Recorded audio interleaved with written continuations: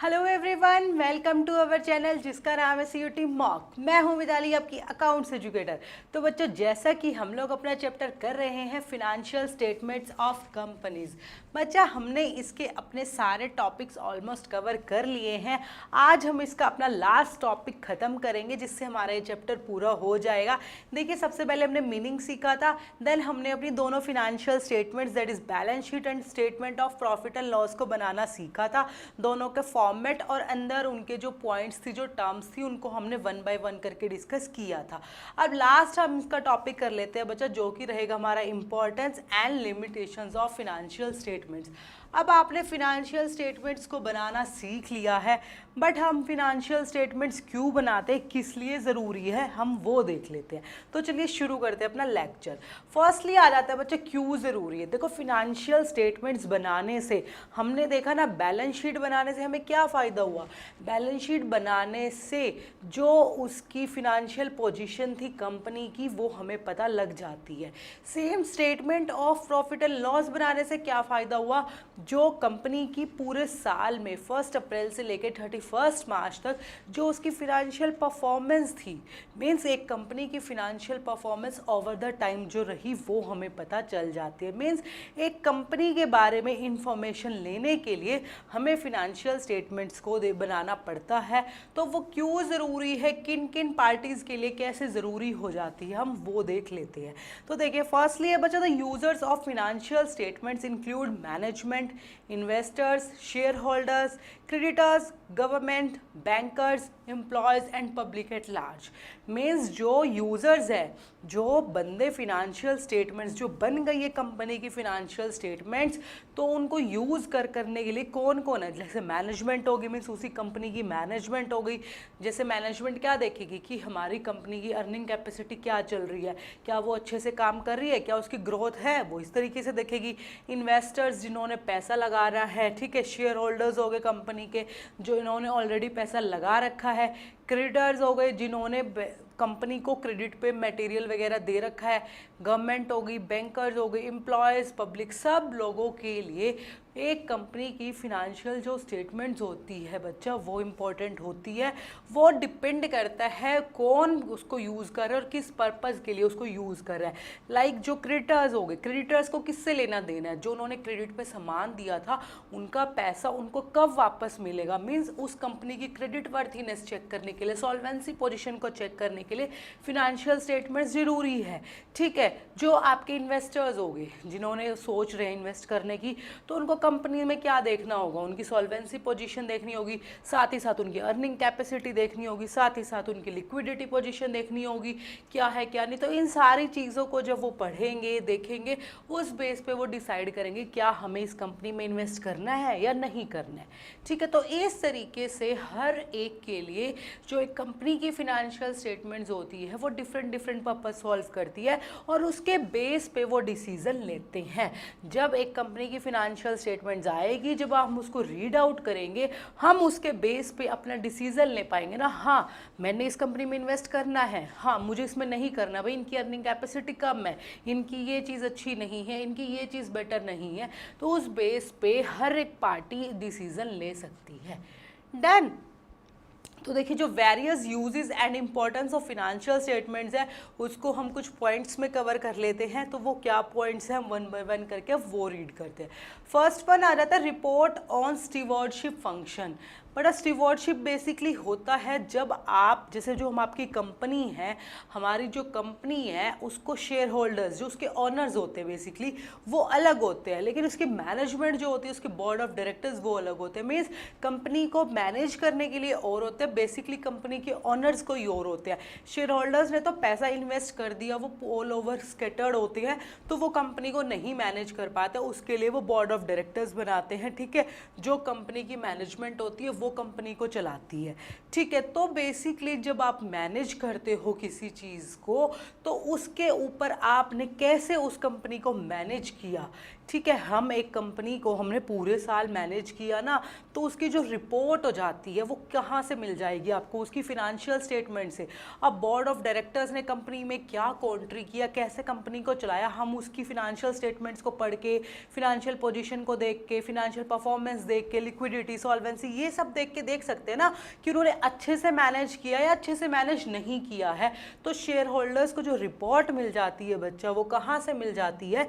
यहाँ से मिल जाती है। तो इसलिए हम बोल देते हैं कि ये क्या होता है? Reward on steward function. क्यों? क्योंकि जो मैनेजमेंट होती है उसका काम है कंपनी को चलाना, मैनेज करना, और उसकी जो रिपोर्ट है कि उन्होंने कैसे मैनेज किया वो हमें फिनेंशियल स्टेटमेंट्स के थ्रू मिल जाती है। क्लियर है? तो बेसिकली यहाँ से पता चल गया मैनेजमेंट की रिपोर्ट के बारे में, मिस मैनेजमेंट ने कैसे काम किया। यहाँ से बच्चा हमें ये भी पता चल जाता है जैसे शेयर होल्डर्स की क्या एक्सपेक्टेशंस थी और साथ ही साथ मैनेजमेंट ने क्या परफॉर्म किया। भाई हमारी एक्सपेक्टेशंस कुछ और थी, मीन्स शेयर होल्डर्स की एक्सपेक्टेशंस कुछ और थी, और मैनेजमेंट ने कितनी परफॉर्मेंस की, दोनों के बीच का गैप भी हम यहाँ फिनेंशियल स्टेटमेंट्स को स्टडी करके पता कर सकते हैं। इसलिए फिनेंशियल स्टेटमेंट्स जरूरी है। ठीक है, सेकेंड नंबर पे आ रहा था basis for the fiscal policies. ठीक है, मीन्स जो फिनेंशियल स्टेटमेंट्स है बट्टा वो बेस बन जाती है फिस्कल पॉलिसीज को बनाने के लिए। मीन्स जो हमारी गवर्नमेंट है, जो वो पॉलिसी बनाती है तो वो स्टडी करती है कंपनीज की फिनेंशियल स्टेटमेंट्स को, उनकी परफॉर्मेंस वगैरह को, उनकी पोजीशन को, वो उसके डाटा को बच्चा स्टडी करके पता लगाती है कि किस तरीके से हमें पॉलिसी बनानी है, गवर्नमेंट को कहाँ पे टैक्स इंक्रीज करना है, किस सेक्टर में टैक्स को डिक्रीज करने की ज़रूरत है। वो जब उसकी फिनेंशियल स्टेटमेंट्स को स्टडी करेगी तो उसे पता चलेगा किसका प्रॉफिट मार्जिन कम है, किसका प्रॉफिट मार्जिन ज़्यादा है, किसके ऊपर जीएसटी बढ़ाना है, किस सेक्टर के ऊपर जीएसटी को कम करना है। तो इस तरीके से वो गवर्नमेंट को भी हेल्प कर देती है उसकी फिस्कल पॉलिसी डिसाइड करने में। जब गवर्नमेंट फिस्कल पॉलिसी बनाएगी तो वो कंपनी की फिनेंशियल स्टेटमेंट्स को देखती है, वहां से उनको हेल्प मिलती है फिस्कल पॉलिसीज के अंदर जो भी रेट होते हैं, इनकम टैक्स, जीएसटी वगैरह के जो भी रेट्स होते हैं, उनको डिसाइड करने में किस सेक्टर के ऊपर उन्हें स्ट्रिक्टनेस लेनी है, किस सेक्टर के ऊपर उन्होंने थोड़ी सी लीनियंसी लेनी है। डन। देन थर्ड नंबर पे आ जाता है basis for granting of credit. Means ये आपको क्रेडिट लेने में, कंपनी को क्रेडिट लेने में हेल्प करता है। आप क्रेडिट कहाँ से लेते हैं? बैंक से ले लिया या फिर आपने थर्ड पार्टी से ले लिया, लेंडर से ले लिया। मीन्स जब हमें पैसे की ज़रूरत होती है, मीन्स जो बोरोवर है वो क्या देखेगा? वो फिनेंशियल स्टेटमेंट्स को स्टडी करके ये देखेगा क्या ये मेरा पैसा टाइम पे लौटा पाएगा, क्या ये टाइम टू टाइम हमें इंटरेस्ट पेमेंट कर पाएगा। तो ये सारी चीज़ें फिनेंशियल स्टेटमेंट्स को रीड आउट करके पता चल जाती है कि उस कंपनी की सॉल्वेंसी पोजीशन क्या है। जब आप उसे एनालाइज करते हैं तो हमें समझ में आ जाएगा फिनेंशियल स्टेटमेंट्स को एनालाइज करने से कि इस कंपनी की ये सॉल्वेंसी पोजीशन है, भाई ये हमारा पैसा टाइम से दे पाएगा और हमको इस लिमिट तक ही इसको क्रेडिट कर पाएंगे उसकी फिनेंशियल स्टेटमेंट्स के बेस पे। उसकी प्रॉफिट अर्निंग कैपेसिटी को देख के, अर्निंग कैपेसिटी को देख के हम लिमिट डिसाइड कर सकते हैं ना कि इससे ज़्यादा अगर हम लोन देंगे तो वो हमारा एनपीए हो सकता है, भाई वो हमारा लॉस बन सकता है। हम अगर इसको इस लिमिट तक लोन देंगे तो शायद हमारा जो लॉस है वो नहीं रहेगा, ये हमें time to time interest payment भी देता रहेगा और हमें पूरा यकीन है इसकी परफॉर्मेंस को देखते हुए, इसकी फिनेंशियल स्टेटमेंट्स को स्टडी करते हुए कि इस लिमिट तक ये loan time to time principal plus interest हमें पे कर देगा। तो उस टाइम पे इसने क्या हेल्प कर दी? फिनेंशियल स्टेटमेंट्स ने हमें एक कंपनी को क्रेडिट लेने में भी हेल्प कर दी। क्लियर है? देन फोर्थ है बच्चा basis for the prospective investors.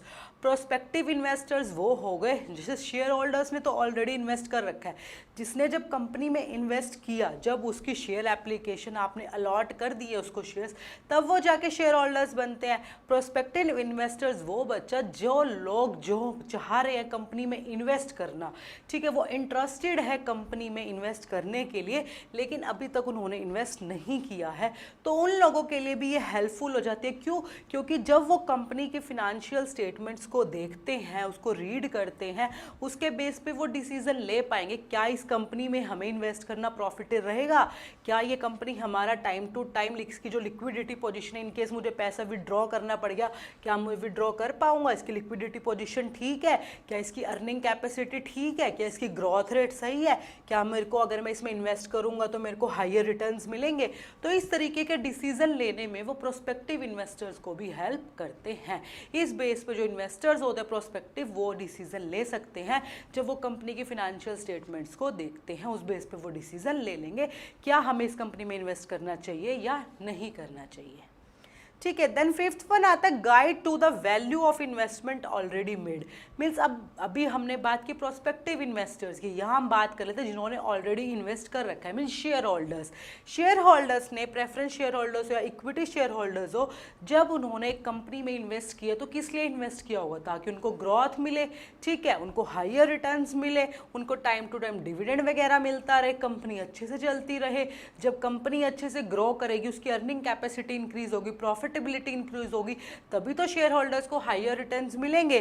तो बच्चा उसी तरीके से जो फिनेंशियल स्टेटमेंट्स होती है वो उन शेयर होल्डर्स को गाइड करती है कि भाई आपकी इन्वेस्टमेंट सेफ है या नहीं है। इसकी जो अर्निंग कैपेसिटी अगर डिक्रीज हो रही है, सॉल्वेंसी पोजीशन अच्छी ही नहीं है, लिक्विडिटी पोजीशन उसकी अच्छी नहीं है, वो टाइम टू टाइम अगर आपको पैसा निकालना पड़े तो आप नहीं निकाल पाओगे, उसकी लिक्विडिटी पोजीशन बहुत ही खराब है, तो उस बेस पे आप देख सकते हो आपकी इन्वेस्टमेंट सेफ है या नहीं है। अगर सेफ नहीं है तो हम उसे विड्रॉ करके कहीं और इन्वेस्ट करने का देखेंगे। तो इस तरीके से जिन्होंने ऑलरेडी इन्वेस्टमेंट कर रखी है तो फिनेंशियल स्टेटमेंट्स उन्हें भी गाइड करती है कि आपको कंटिन्यू करना है इसी कंपनी में इन्वेस्टमेंट या फिर आपको यहाँ से पैसा विड्रॉ कर लेना चाहिए। तो वो कहाँ से पता करेगा, कहाँ से डिसीजन लेंगे शेयर होल्डर्स? उस कंपनी की फिनेंशियल स्टेटमेंट्स को स्टडी करके, एनालाइज करके वो पता लगा सकते हैं क्या इस कंपनी में कंटिन्यू इन्वेस्टमेंट करना इज बेटर और not, is a good decision और नॉट। तो यहीं से वो डिसीजन ले सकते हैं। क्लियर है? देन सिक्स वन है बच्चा हमारा aids trade association in helping their members. जो आपकी ट्रेड एसोसिएशंस होती हैं, मीन्स जैसे हमारा कोई भी सेक्टर होता है, लाइक क्लॉथिंग सेक्टर हो गया, तो उससे रिलेटेड हर एक ट्रेड एसोसिएशन बनी होती है जो क्लॉथिंग सेक्टर के लिए रहेगी। इलेक्ट्रॉनिक सेक्टर है तो इलेक्ट्रॉनिक सेक्टर के लिए रहेगी। तो बच्चे वो जो ट्रेड एसोसिएशंस होती है वो भी उस सेक्टर की कंपनीज की फिनेंशियल स्टेटमेंट्स को रीड आउट करती है, एनालाइज करती है और उसके बेस पे देखती है कि अब इस कंपनी में अगर इतना प्रॉफिट मार्जिन है तो वो बेटर है, इस कंपनी की इस सेक्टर में ये वाली आइडियल रेशो जो बेंचमार्क्स है वो इस तरीके से सेट वो कर देते हैं। तो ट्रेड एसोसिएशंस भी क्या करती है बच्चा, उस सेक्टर से रिलेटेड सारी कंपनीज की फिनेंशियल स्टेटमेंट्स को देखते हुए ही, ट्रेंड देखते हुए कि हर एक कंपनी के बेस पे ऑन एन एवरेज देख के भाई अगर इसका जैसे बोलते हैं हम डेब्ट एंड इक्विटी रेशो 2:1 होनी चाहिए, वो क्यों होनी चाहिए, वो बेंचमार्क कहाँ से सेट हुआ है, वो कंपनीज की फिनेंशियल स्टेटमेंट्स को एनालाइज करते हुए, उनकी रिपोर्टिंग को देखते हुए ही सेट हुआ है ना। तो ट्रेड एसोसिएशंस को भी इसी तरीके से वो बेंचमार्क्स वगैरह सेट करने में, क्या उनसे सेट करना है, कितना सेट करना है, किस इंडस्ट्री के लिए कौन सा रहेगा, किस इंडस्ट्री के लिए कौन सा रहेगा, तो उस इंडस्ट्री से रिलेटेड जो भी ट्रेड एसोसिएशन है वो उसको उससे रिलेटेड डिसीजन लेने में हेल्प करती है। तो कहाँ से हेल्प मिलेगी बच्चा, जब फिनेंशियल स्टेटमेंट्स बनी होगी कंपनीज की, तो इसलिए फिनेंशियल स्टेटमेंट्स जरूरी है। द लास्ट वन आ जाता है हेल्प्स द स्टॉक एक्सचेंज। अब स्टॉक एक्सचेंज बनी होती है बच्चा हमारे इन्वेस्टर्स के इंटरेस्ट को प्रोटेक्ट करने के लिए।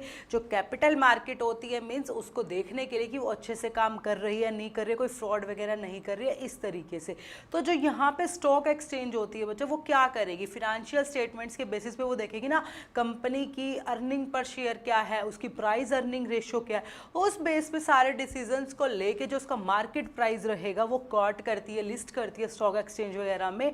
तो यहाँ से वो स्टॉक एक्सचेंज को भी हेल्प करती है कैसे उसका मार्केट, एक कंपनी का मार्केट प्राइस क्या रहेगा वो क्योट करने में, किस प्राइस पे वो लिस्ट रहेगी। कहाँ से मिला ये डाटा, सारा डाटा मिला बच्चा फिनेंशियल स्टेटमेंट से। साथ ही साथ जब वो कंपनी की फिनेंशियल स्टेटमेंट्स को देखती है तो ये भी स्टडी करती है इन्होंने इसको बनाने में कोई गड़बड़ तो नहीं की है, कोई मैनिपुलेशन तो नहीं की है, ट्रांसपेरेंसी है पूरी। जब ट्रांसपेरेंसी होगी तभी वो इन्वेस्टर्स के इंटरेस्ट को प्रोटेक्ट कर पाएंगे ना, तभी वो इन्वेस्टर्स के लिए फ़ायदेमंद है। अगर उन्होंने कोई गड़बड़ की है, कुछ अकाउंट्स में मैनिपुलेशन की है, प्रॉफिट को ज़्यादा दिखाया, तो बेसिकली वो इन्वेस्टर्स के इंटरेस्ट को क्या करेगी, हार्म करेगी, उन्हें गलत इन्फॉर्मेशन मिलेगी।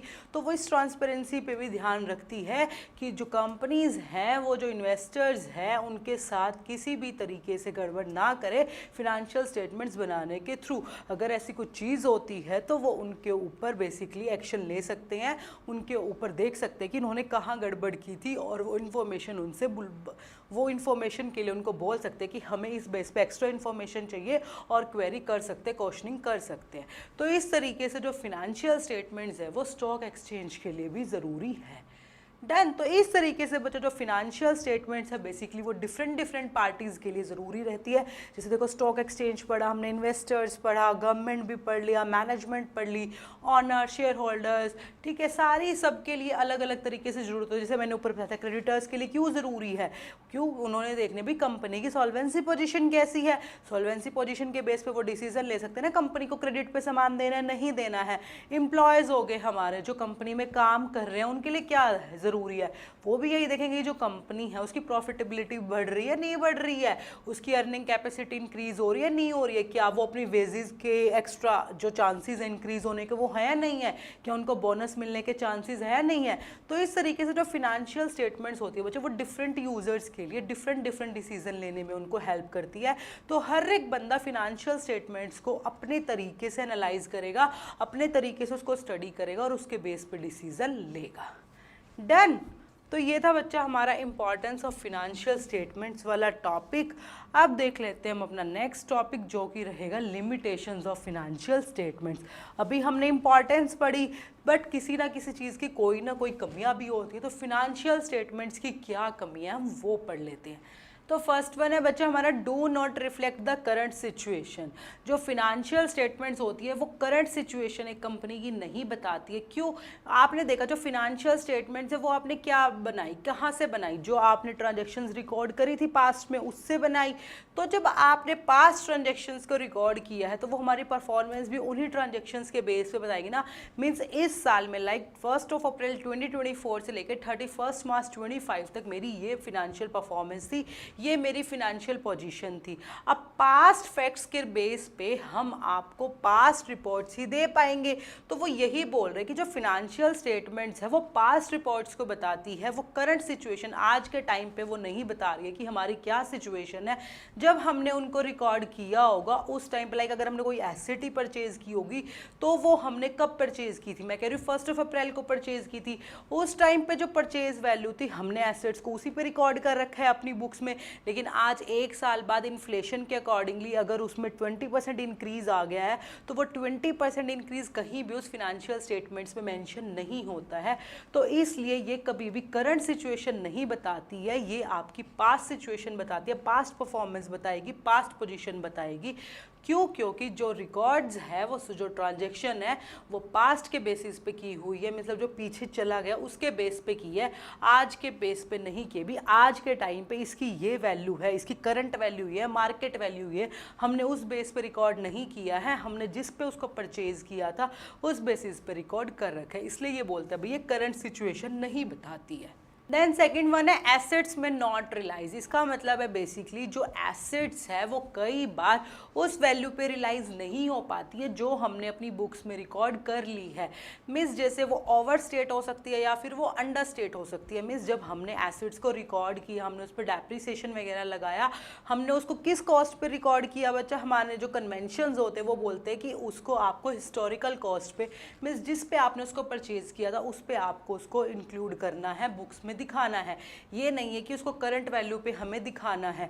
अब आपने उसको परचेज किया था बच्चा 5 लाख रुपए में, आज के टाइम पे उसकी वैल्यू गिर गई। अगर आपने डेप्रिसिएशन भी लगाया तो भी आपने देखा साल के एंड में वो 4.5 लाख की थी। आज के टाइम पे मैं कह रही हूँ करंट सिचुएशन, करंट वैल्यू कितनी रह गई, 3 लाख रुपए। तो हमें कितने का लॉस हो रहा है, 1.5 लाख का लॉस हो रहा है। तो इस तरीके से बोल रहा है जो एसेट्स है वो वाली वैल्यू नहीं रियलाइज करती है, मीन्स वो वाला पैसा में नहीं देती है जो उसको देना चाहिए। क्यों देना चाहिए? क्योंकि फिनेंशियल स्टेटमेंट्स उसको अकाउंटिंग कन्वेंशंस के बेसिस पे रिकॉर्ड करती है। जो आपका हिस्टोरिकल कॉस्ट प्रिंसिपल है वो यही बोलता है कि आपको उसको कॉस्ट पे इंक्लूड करना है, मार्केट प्राइस या करंट प्राइस पे नहीं। तो जिसकी वजह से कई बार जो आपने वैल्यू दिखाई, आप तो सोचोगे ना भाई मेरी जो एसेट्स है वो तो 4.5 लाख में बिकनी चाहिए आज के टाइम पे, बट नहीं, जब आप उसको मार्केट में सेल करने जाएंगे आपको उसके 3 लाख रुपए मिलेंगे। डन। देन थर्ड है बेटा बायसनेस। बेसिकली बायसनेस जहाँ पे आपको जो कंपनीज होती है जब वो अपनी फिनेंशियल स्टेटमेंट्स बनाती है तो उसके अंदर कुछ बायसनेस आ जाती है। बायसनेस लाइक बच्चा पर्सनल जजमेंट्स हो जाते हैं जब आपको अकाउंटिंग पॉलिसीज कन्वेंशंस वगैरह को यूज़ करते हैं उनके बेस पे हर एक कंपनी अपने अपने जो भी कन्वेंशंस है, पॉलिसीज़ हैं, प्रिंसिपल्स हैं, उनके बेस पे वो बोलती है ना कि वही जैसे मैंने आपको पहले भी बताया था कि जो स्टॉक है उसको वैल्यू करने के डिफरेंट डिफरेंट मेथड्स होते हैं, डेप्रिसिएशन को कैसे लगाना उसके डिफरेंट डिफरेंट मेथड्स होते हैं। तो एक कंपनी के ऊपर उसकी पर्सनल जजमेंट पे डिपेंड करता है कि वो कौन सा मेथड चूज कर रही है।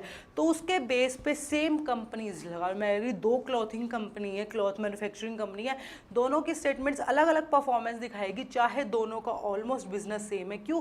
क्योंकि एक ने किसी और पे कॉस्ट को वैल्यू, स्टॉक को वैल्यू करा, दूसरे ने किसी और पे करा, एक ने कोई दूसरा डेप्रिसिएशन मेथड यूज करा, एक ने कोई दूसरा डेप्रिसिएशन मेथड यूज करा। तो जो पर्सनल जजमेंट है बच्चा वो भी फिनेंशियल स्टेटमेंट्स में कुछ ना कुछ गड़बड़ कर देती है। आप उसके बेस पे डिसीजन ले लेंगे। आपने इसी बेस पे दो कंपनी की परफॉर्मेंस को देखा और देखा कि जो कंपनी ए है वो बेटर है जबकि कंपनी बी बेटर नहीं है।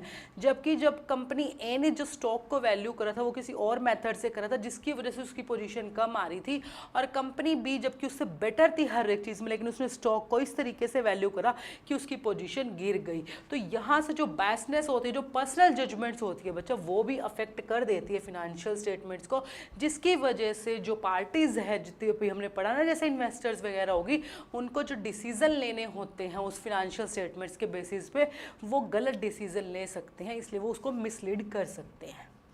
देन आता है एग्रीगेट इन्फॉर्मेशन। एग्रीगेट मीन्स इकट्ठी इन्फॉर्मेशन। और फिनेंशियल स्टेटमेंट्स ने आपको बताया कि टोटल क्रेडिटर्स इतने हैं, टोटल डेटर्स इतने हैं, आपके टोटल बैंक से लोन इतना है। अब आपने 10 लोन ले रखे हैं, आपके बहुत सारे क्रेडिटर्स हैं, बहुत सारे आपके डेटर्स हैं, बट वो जो फिनेंशियल स्टेटमेंट्स होते हैं बैलेंस शीट में तो आप प्रॉपर एक फिगर लिख देते हो ना, नेट फिगर लिख देते हैं, हम एग्रीगेट लिख देते हैं, अलग अलग क्रेडिटर्स को मेंशन नहीं करते हैं ना। तो इसलिए ये बोल रहे हैं बच्चों जो फिनेंशियल स्टेटमेंट्स है वो आपको इकट्ठी इन्फॉर्मेशन देती है, कोई डिटेल्ड इंफॉर्मेशन नहीं देती है आपको हर एक पार्टीज के बारे में, हर एक क्लाइंट्स के बारे में। वो सिर्फ मोटी मोटी इंफॉर्मेशन हमें बता देती है, इसके इतने क्रेडिटर्स है, इतना इसका स्टॉक है, इतनी इसकी एसेट्स है, इतनी इसकी लायबिलिटीज है। उन सब के बारे में कोई डिटेल्ड इंफॉर्मेशन हमारी फिनेंशियल स्टेटमेंट्स में गिवन नहीं होती है। तो इस तरीके से ये भी एक उसकी लिमिटेशन बन जाती है। Then next vital information missing, means कुछ इंपॉर्टेंट इन्फॉर्मेशन मिसिंग भी हो सकती है। लाइक बच्चा जब आपने फिनेंशियल स्टेटमेंट्स बनाई, वो जो उसका फॉर्मेट हमने अभी पढ़ा, हमने उसके बेस पे फिनेंशियल स्टेटमेंट्स बना दी, और अभी जैसे हमने ऊपर पढ़ा कि उसके अंदर एग्रीगेट इन्फॉर्मेशन होती है, कोई डिटेल्ड इन्फॉर्मेशन नहीं होती है। तो कई बार ऐसा होता है कि उसके अंदर वो जो वाइटल इन्फॉर्मेशन जो शायद एक पार्टी को डिसीजन लेने में हेल्प करेगी, जो उसके लिए बहुत हेल्पफुल होती, वो उसके अंदर इंक्लूड नहीं थी। लाइक आपका कोई एग्रीमेंट आपको नहीं मिल पाया, आपने कुछ एग्रीमेंट डाला था लेकिन वो आपकी कंपनी को ना मिलके किसी और कंपनी को मिल गया है, या फिर स्ट्राइक की थी वर्कर्स ने, उस स्ट्राइक की वजह से आपको बहुत ज़्यादा नुकसान हुआ, आप महीने तक अपनी कंपनी में प्रोडक्शन नहीं कर पाए। तो ये सारी चीज़ें जो होती है बच्चा, ये फिनेंशियल स्टेटमेंट्स में इंक्लूड नहीं होती है। इसके बेस पे कई बार डिसीजन इफेक्ट हो जाते हैं, तो इसलिए ये बोल देते हैं भाई कुछ वाइटल इन्फॉर्मेशन जो होती है, जो ज़रूरी इन्फॉर्मेशन शायद होनी चाहिए, वो हमारी फिनेंशियल स्टेटमेंट्स में नहीं होती है। क्लियर है। देन आता है नो क्वालिटेटिव इन्फॉर्मेशन, मीन्स जो नॉन मॉनेटरी इन्फॉर्मेशन होगी। अब आपने देखा ना जब हमने बैलेंस शीट बनाई, प्रॉफिट एंड लॉस बनाया, जिस चीज़ को हमने मनी मेजरमेंट जो प्रिंसिपल बोलता है, मनी में मेजरमेंट हो गया, वो हमने रिकॉर्ड कर दी। जिस चीज़ को मनी में मेजर नहीं कर पाए वो आप रिकॉर्ड नहीं कर पाए। लाइक जैसे मैंने अभी एग्जाम्पल भी लिया, लेबर्स ने स्ट्राइक कर दी, उसकी वजह से प्रोडक्शन नहीं हो पाया, उसकी वजह से अगर लॉस कैलकुलेट होता फिर भी हमने लॉस ही नहीं कैलकुलेट कर पाए कि लेबर के स्ट्राइक करने की वजह से हमारी कंपनीज को इतना लॉस हुआ। अगर आप वो रिकॉर्ड नहीं कर पाओगे तो कहाँ से इंफॉर्मेशन मिलेगी उसके बारे में। ठीक है, आपका जो आपके एम्प्लॉयज़ उनके साथ कैसा रिलेशन है, जो लेबर यूनियन है उनके साथ कैसा रिलेशन है, क्वालिटी ऑफ वर्क हमारा कैसा है, ये सारी चीज़ें फिनेंशियल स्टेटमेंट्स में नहीं इंक्लूड कर सकते हैं। क्यों? क्योंकि हम इसको मनी मेजर में नहीं कर सकते हैं। जब आप किसी भी चीज़ को मनी में मेजर नहीं कर सकते और वो फिनेंशियल स्टेटमेंट्स में इंक्लूड नहीं हुई, तो बच्चा वो जो सामने वाली पार्टी से जब उसने फिनेंशियल स्टेटमेंट्स को पढ़ा तो उसको इस इन्फॉर्मेशन के बारे बारे में नहीं पता था जो वो इंक्लूड नहीं थी, तो वो उसके बेस पे डिसीजन ले लिया, जबकि ये इन्फॉर्मेशन भी शायद उसके लिए ज़रूरी हो सकती थी, जिसको जो भी डिसीजन उसने लेना था शायद ये उसको हेल्पफुल कर सकती थी। ठीक है, मैं कह रही हूँ कि जो मतलब इन्वेस्टर्स है वो देख रहे थे कि उन्हें कैसे इन्वेस्ट करना है, कैसे नहीं करना, और ये वाली सारी इन्फॉर्मेशन नहीं थी कि भाई यहाँ पे लेबर्स ने स्ट्राइक की थी, ये है, यूनियन के साथ कैसा रिलेशन है, और उसके बेस पे उन्होंने डिसीजन ले लिया भाई हमने इन्वेस्ट नहीं करना है। बट शायद क्वालिटी ऑफ वर्क, लेबर के साथ, एम्प्लॉयज के साथ बहुत अच्छा रिलेशन था, जिसकी वजह से शायद उस कंपनी में अगर वो इन्वेस्ट करते तो वो उनके लिए प्रॉफिटेबल साबित होता। तो इस तरीके से ये बोल देते बच्चे जो फिनेंशियल स्टेटमेंट्स है उसके अंदर सिर्फ मॉनेटरी इन्फॉर्मेशन गिवन होती है, नॉन मॉनेटरी इन्फॉर्मेशन नहीं गिवन होती, जो कि उसकी लिमिटेशन रहेगी। ऑब्वियसली बात है, जब आपने किसी भी चीज़ को मनी में मेजर ही नहीं कर पाए और वो इन्फॉर्मेशन इंक्लूड ही नहीं हो पाई, तो वो आपको डिसीजन कहीं ना कहीं तो इफेक्ट करेगी ना आपके डिसीजन को, तो इसलिए बोलते हैं। देन लास्ट वन है बच्चा, they are only interim reports. Basically वो फाइनल रिपोर्ट्स जो आगे बन गई ना फिनेंशियल स्टेटमेंट्स की, भाई ये आपकी बैलेंस शीट है, ये आपकी एसेट्स है, ये आपकी लाइबिलिटीज़ है, वो सिर्फ इतना हमें बता देती है। हमारी जो बैलेंस शीट होती है और जो हमारा प्रॉफिट एंड लॉस होता है, statement of profit and loss, statement of profit and loss ने बता दिया भाई आपकी फिनेंशियल परफॉर्मेंस ये है, जबकि बैलेंस शीट ने हमें बता दिया भाई आपकी फिनेंशियल पोजीशन ये है at the point of time ये है। उन्होंने नहीं बताया ना कि भाई इन फ्यूचर क्या चेंज हो सकता है, उन्होंने फ्यूचर तो डिपेक्ट नहीं किया ना, पास्ट परफॉर्मेंस हमें बताई है ना, हमने उसके फोरकास्ट कर सकते हैं, क्या पता भाई जो करंट प्राइजेस उन्होंने इंक्लूड ही नहीं करे, मार्केट प्राइस, करंट प्राइस, सारे पास्ट प्राइस पे इन्होंने इंक्लूड कर रखी है सारी एसेट्स वगैरह। तो इस बेस पे बोल देते बस वो एक रिपोर्ट्स ही है, आप उसके बेस पे बेस्ट टू बेस्ट डिसीजन नहीं ले सकते हैं। आपको फिनेंशियल स्टेटमेंट्स को एनालाइज करना पड़ेगा, पिछले 4-5 सालों की उसकी फिनेंशियल स्टेटमेंट्स को आप देखोगे, एनालाइज करोगे, लेकिन जो फिनेंशियल स्टेटमेंट्स है वो 1 साल की ही रिपोर्ट आपको बताएगी, 1 अप्रैल से लेकर 31 मार्च की। अगर आपको उसकी पूरी रिपोर्ट्स देखनी है, एनालाइज करना, डिसीजन लेना है, तो हमारे लिए क्या बेटर रहेगा, हम पिछले 4-5 सालों की उसकी परफॉर्मेंस देखें ना, वो सिर्फ एक स्पेसिफिक टाइम की इंफॉर्मेशन हमें प्रोवाइड करवाती है। इसलिए हम बोलते हैं बच्चे जो आपकी ये फिनेंशियल स्टेटमेंट्स होती है, इंटरिम रिपोर्ट्स होती है, क्यों, क्योंकि जब अगर आपको कोई डिसीजन लेना है तो आपको उसकी लंबी परफॉर्मेंस को देखना चाहिए, जो आप कहाँ से देखोगे, उसकी फिनेंशियल स्टेटमेंट्स को अलग अलग तरीके से एनालाइज करके। बट फिनेंशियल स्टेटमेंट्स को देखते ही 1 साल की आपने देखी तो आपको नहीं आइडिया लगेगा ना, बाई चांस उस साल में ही कंपनी ने ज़्यादा प्रॉफिट अर्न करा, पिछले 4 साल में देखोगे वो लॉस ही अर्न कर रही थी। इस केस में कुछ ऐसा हुआ, इस ईयर में कुछ हुआ, गड़बड़ घोटाला जो भी हुआ, या फिर उसने ज़्यादा अच्छा परफॉर्म किया, सिर्फ इस साल ही उसको प्रॉफिट हुआ, पिछले 4 साल से वो लॉस ही अर्न कर रही थी। तो किसी ने अगर इन्वेस्टर्स ने डिसीजन लेना है, उसने सिर्फ उस साल की रिपोर्ट देख के उसमें इन्वेस्ट कर दिया और नेक्स्ट ईयर फिर से लॉस हो गया तो सारा पैसा डूब जाएगा। अगर वो पिछले 4 साल की और रिपोर्ट्स को देखता तो उसे पता चल जाता ना भाई इसको लॉस हो रहा था, तो वो उस कंपनी में नहीं इन्वेस्ट करते। तो इसलिए बोल देते कि एक स्पेसिफिक पीरियड की ही रिपोर्ट्स हमें देता है, ठीक है, उस तरीके से कि हमें नहीं बताता है, और साथ ही साथ ये भी नहीं बताता है कि इन फ्यूचर ये बेटर रहेगा या नहीं रहेगा, इन फ्यूचर इसकी अर्निंग कैपेसिटी क्या रहेगी, प्रॉफिटेबिलिटी क्या रहेगी, मीन्स इन फ्यूचर की कोई इन्फॉर्मेशन नहीं देता है, वो सिर्फ उस 1 साल की इन्फॉर्मेशन हमें देता है। डन। तो ये था बच्चा हमारा फिनेंशियल स्टेटमेंट्स ऑफ कंपनीज वाला चैप्टर, जहां हमने बेसिकली यही पढ़ा कि इसका मीनिंग क्या रहेगा, ठीक है। देन उसका हमने स्टेटमेंट्स बनानी सीख ली, दोनों फिनेंशियल पोजीशन वाली बैलेंस शीट बनानी सीखी, और फिनेंशियल परफॉर्मेंस के लिए हमने statement of profit and loss बनाना सीखा। आज हमने उसकी देख ली इंपॉर्टेंस और लिमिटेशन क्या रहेगी। तो यहाँ पे हमारा चैप्टर बच्चा कंप्लीट होता है। अब हम नेक्स्ट लेक्चर में अपना नया चैप्टर शुरू करेंगे, जहाँ पे हम पढ़ेंगे एनालिसिस ऑफ फिनेंशियल स्टेटमेंट्स। यहाँ पे हमने फिनेंशियल स्टेटमेंट्स को बनाना सीखा। नेक्स्ट चैप्टर में बच्चा हम उनको एनालाइज करना सीखेंगे कि किस किस तरीके से हम एनालाइज करते हैं और कैसे उसके बेस पे इंफॉर्मेशन ग्रैब करते हैं, निकालते हैं और उसके बेस पे फिर डिसीजन लेते हैं, ठीक है। तो आज वाले लेक्चर जो लास्ट लेक्चर था बच्चा, उसके बेस पे जो हमने 2 क्वेश्चंस आपको दिए थे उनके आंसर देख लेते हैं क्या रहेंगे। हमारा फर्स्ट क्वेश्चन था salary and wages are shown in the statement of profit and loss under the head.